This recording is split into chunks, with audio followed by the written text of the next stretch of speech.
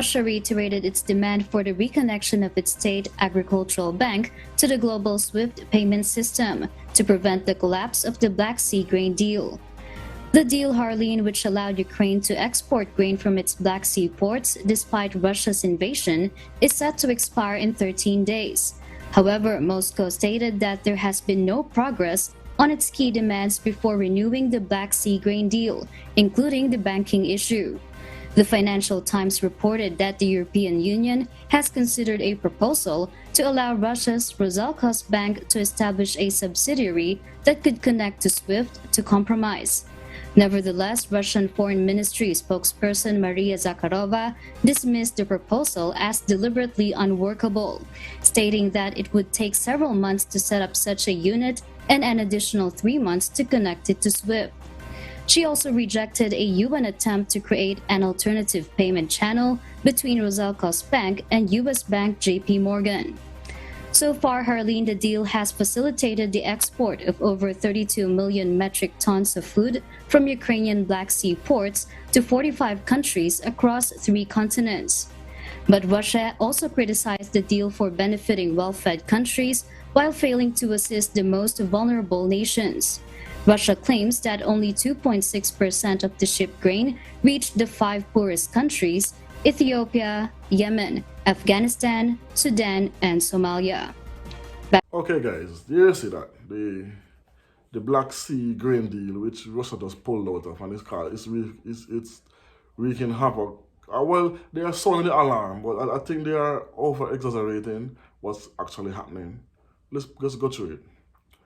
They want Russia to leave the grains flow to the Black Sea, to the ports, right?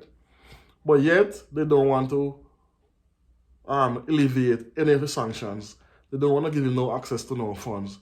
They did say that they want to give him access, one of his banks to get access to the EU, but what President Putin say that will take months, even a year before they even get access for that to play out. But while they getting the green, so he said no, that can't work.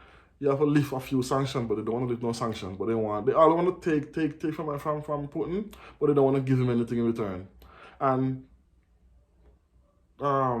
Zelensky, the Ukrainian president, he's another one who was puffing up his chest because he had the world leading grain, but he can't just ship them out either. Remember when the several African presidents went to do the peace talk in Ukraine and Russia recently? That was like 3 weeks ago. Remember what Zelensky said to the African leaders when they came? Oh, that this was before he went to NATO as well. He would puff up his chest and tell, oh, he don't want to have no talk with no peace talk because for that to happen, Russia have to leave the doorstep of leave Ukrainian land before they can have a peace talk. And then he's saying, oh, if Africa wants some grain, he can give them some grain. Oh, he was being very disrespectful. So when the African leaders went to Russia now and do their talk, I'm pretty sure that came up with the grain, that they're not receiving the grain. Because what happened is now, when the deal was in place and the Black Sea route was opened up to the world for the grains to flow from Russia and from Ukraine to pass, the major countries was hoarding all the grain. They wasn't distributing the grains to the nation that really needed, like Africa, South America.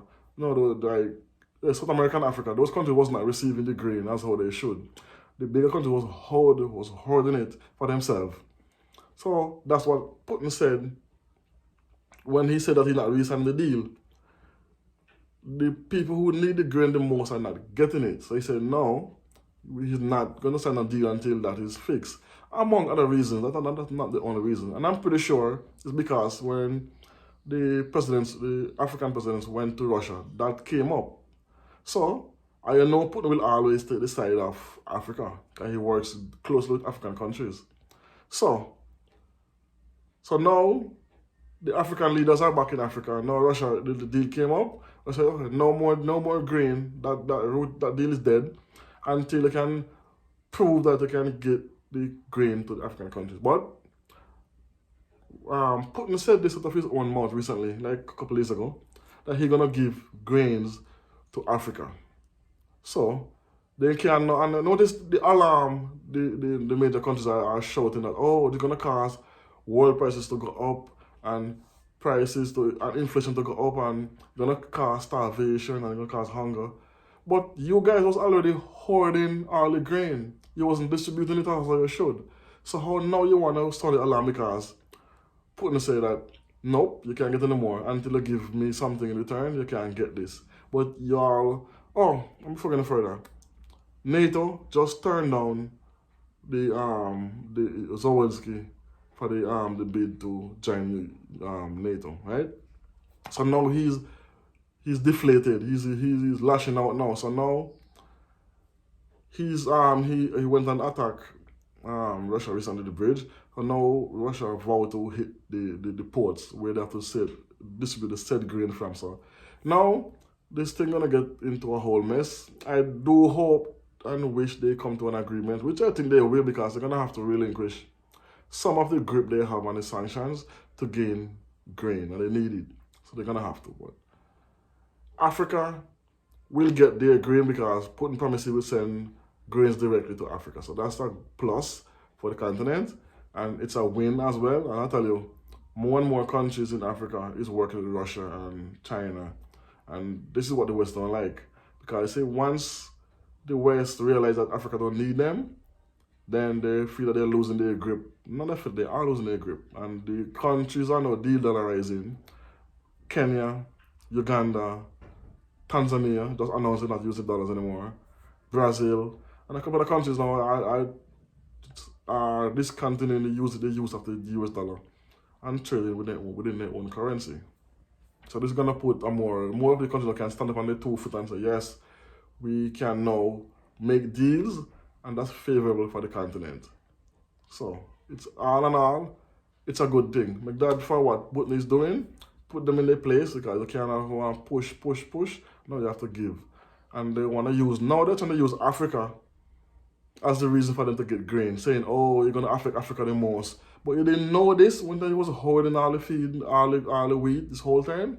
And plus, agriculture is up in Africa right now. So Tanzania, Ethiopia and Zimbabwe having explosion in agriculture. So they can actually trade with other African countries with wheat. So it's not like Africa going to be in this dire. This is how they make it sound as if Africa is in this big dire in need of these. No, they're not, because they have a boom in agriculture right now in Africa, in a few African countries. So we have what to eat.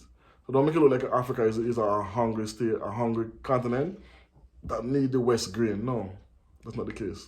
Anyway, let me know what you think about this in the comment section, about Africa have 60% of its finances out of Africa, and what they're doing, the steps they're making to get everything back into order, and what Russia is doing to aid Africa at the moment. And so yeah, give me your thoughts on the matter in the comment section. And also, if you want to support this channel, I'll put a link for my Patreon in the description. Thanks for watching. You don't know, WSSM. Boom.